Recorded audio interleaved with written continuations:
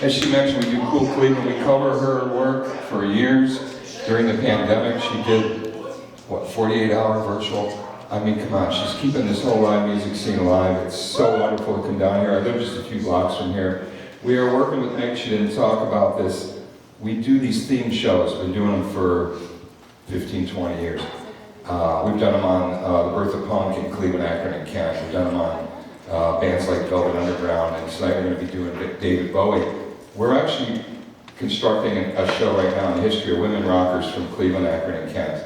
And Meg is going to be a part of that. We're going all the way back to the 50s with the ponytails and bringing it all the way up to Tracy Chapman, who's having a moment right now, as you all know. So no one's done it, so Vanity Crash, which is an all-guy band, we're going to do it, okay? Why not? And Meg's going to be a part of it, and we've got about a dozen young women artists who are going to do work from the history of Cleveland music by women, and then they're going to do their own stuff too, because we like to bring it up to current times. And that's what we do with Vanity Crash. So we are performing this coming weekend at Jilly's in Akron on Friday with Part 1, and down in Bobstop, right down the street here on Detroit, with Part 2 on Saturday. We are lucky tonight because this happens to be David Bowie's birthday. Did you guys know that? Yeah. Anybody know how old he would have been? 77 years old. Yeah. Happy birthday. This is Uncle Dave saying happy birthday to you all, whenever your birthday is. If you keep this tape and play it every day, one day it'll be your birthday. He has a sense of humor. And Paris and France love David Bowie. They just named a street after him. Just today, they're inaugurating this Rue David Bowie. It was his first performance outside of the UK in Paris, and they're honoring that. We honor the fact that his first performance in the United States was where? Wow, that is loud. So we're going to do a little trivia. You guys want to shout out if you know an answer here? How many number one singles do you think David Bowie had in the United Kingdom? 12? 20? All right. You guys are being a little generous. He had 6. Space Oddity, Ashes to Ashes, Under Pressure, Let's Dance, Dance in the Street, and Heroes. Now, he should have. How many did he have in the U.S.? 12. That's close. He had 2. He had Fame in 1975, and this one that I know the 80s ladies do, because I heard him through around their stage in 1983. Yeah. So, David Bowie, why is he so important? We have any fans here, by the way? I know. Who's not a fan of Cleveland? Well, he was fundamental in changing how we think about so many things. He produced all his own work. He produced other artists like Iggy Pop and Bob Dylan and Lou Reed. He brought theater and theatrical presentation to the rock and roll stage. Every artist out there now, I don't care if it's Taylor Swift or it's Olivia Rodrigo, anybody who's on stage today owes a debt, and they know it, and they all honor that debt to David Bowie, because he raised the bar. Film, he performed and he's starred in 30 films. Fashion, he's an icon for fashion. He's a visual artist, he painted all his life. Finance, he created Bowie bonds to buy back his master tapes. So David Bowie broke through so many. Now what I've done, as we listen to Warzawa from his breakthrough album, Low, 1977, there are certain themes that he has throughout all of his work. And the major one, I think, is this idea of a star in all of its manifestations. In other words, rock star, movie star, and the stars in the sky, and the man who fell to earth, you know, stars and aliens. He is a gay icon. He came out as gay in 1972. There's a book I got that says David Bowie made me gay. I mean, he's honestly someone who came out when it wasn't cool and it was almost illegal, and he admitted his bisexuality. It came out in the 70s, which is a very decadent period. I don't know if many of you lived through it, but compared to today, it was a wonderful time to be alive. And David Bowie was an intellectual. He didn't write love songs. It's funny, you think about what he's writing about. He's writing about fear and death and the apocalypse. And he dealt with insanity in his family. He thought he might have the gene. And in fact, his pianist, Mike Garson, said he was worried that he might have that potential gene. And this guy, Mike Garson, we got to know at Vanity Crash. And he has contributed the piano that you're hearing now to a couple of our original songs that we released.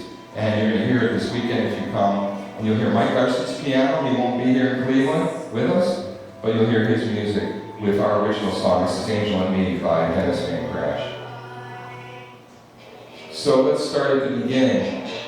1963, he starts out with a band called the Conrads, and all he does is he plays saxophone. That was his first instrument.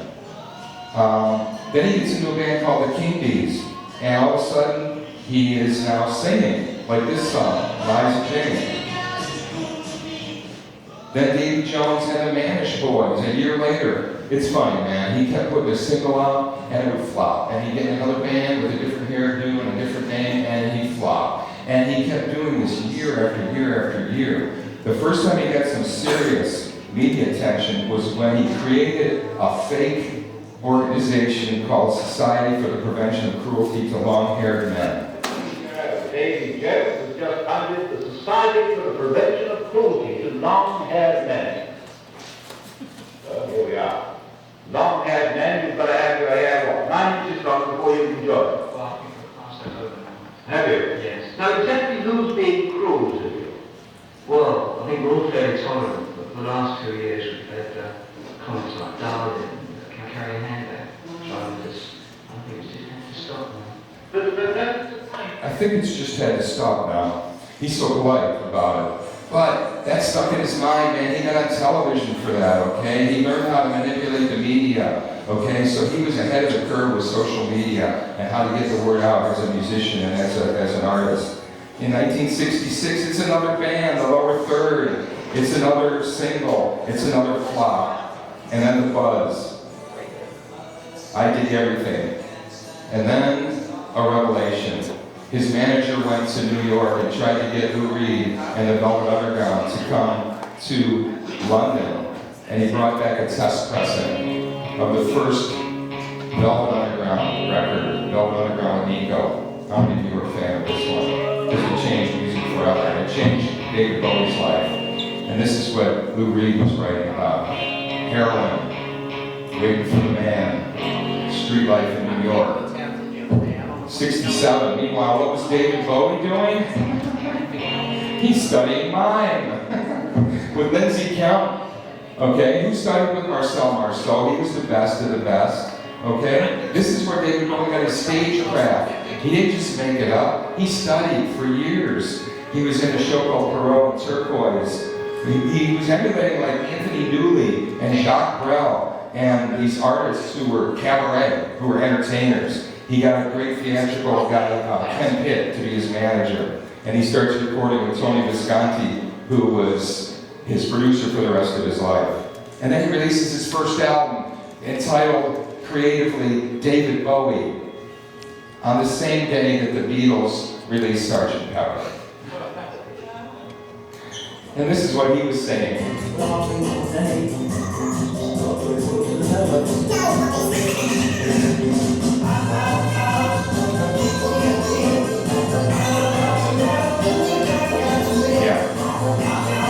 The Laughing Gnome.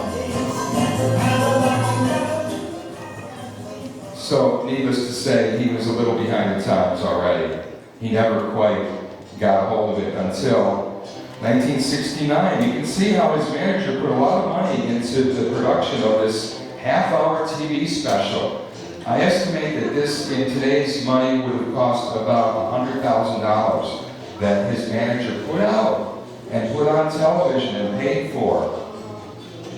And it showcased all of David Bowie's talents, his movement, his dance, his theatrical style, his fashion sense, and his music.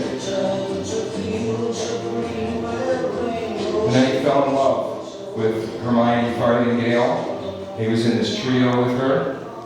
It's the only person he actually wrote more than one song about. I think even his wife Iman, I think he wrote 3 songs about Hermione because he was so in love with her at the time. And then he finally, 1969, he breaks through with a song that his producer Tony Visconti thought was such a sellout that he refused to produce it. He produced all the other songs on the album except Space Oddity because he thought it was beneath him. I love this early version that you're hearing here in this TV special. Protein pills and put your helmet on. 10 goes to Major Tom. 6 commencing countdown engines on. Yeah. You can applaud, that's fine. It's appropriate. This is amazing work here. Amazing. It really is. Still is to today. Hey, listen, that's all we have time for because I just want to come up and do a little segment just like an open mic, about 10 minutes here. Thank you so much to Meg for taking a little risk and letting us do something different in the new year. She's starting up a new thing herself. Thank you all for paying attention and putting up with us.